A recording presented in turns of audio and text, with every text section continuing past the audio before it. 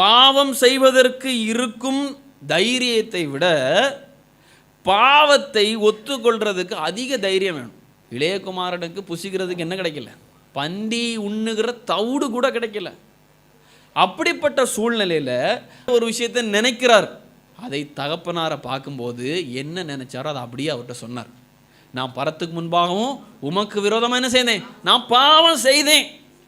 இப்படிப்பட்ட மனுஷனை தகப்பனா என்ன செய்தார்?